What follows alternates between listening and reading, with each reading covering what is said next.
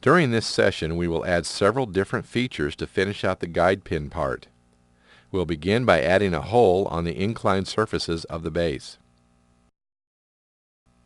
This time we'll make use of the pull-down commands, Insert, Hole, and then make sure that Straight is selected as the hole type in the dashboard.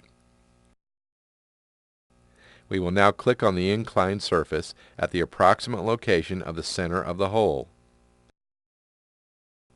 Using the drag handles, we will now select the front datum plane as a dimensioning reference and the upper edge of the end surface as shown here.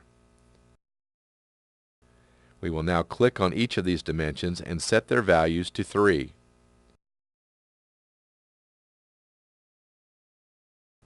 And then change the diameter dimension to 2.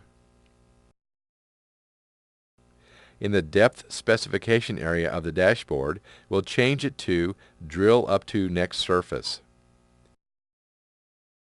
Then we'll click on the Verify button, followed by clicking on the check mark icon.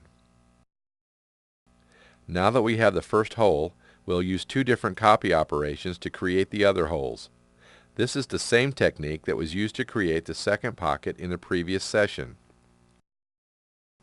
Our first copy operation involves mirroring about the front datum plane. And then our second copy operation, which will copy both of the holes that now exist, involves first selecting them both by depressing the Control key while clicking on both holes, and then mirroring about the right datum plane.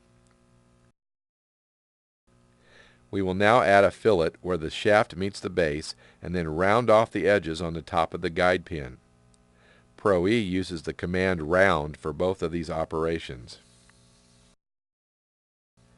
We will start with a fillet by first pre-selecting the edge where the revolved feature meets the base.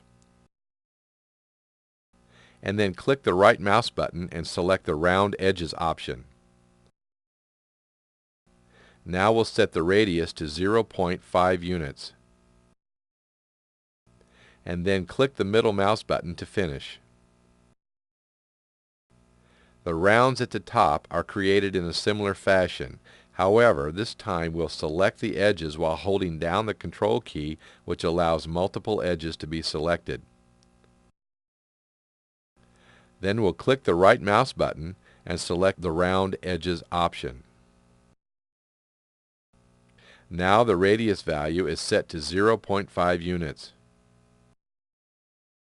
And then we will click the middle mouse button to finish.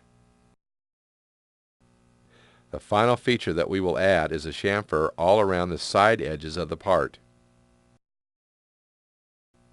We will start by clicking on the chamfer icon. And then we will begin clicking on the edges of the pocket while holding down the Control key. After the last edge is selected, we'll set the chamfer size to 0.25 in the dashboard. We will now start the definition of a second set of edges by clicking on the edge shown here without holding down the Control key. And then holding down the Control key again, we will click on the other edges. And then finally, we'll verify and accept the chamfers.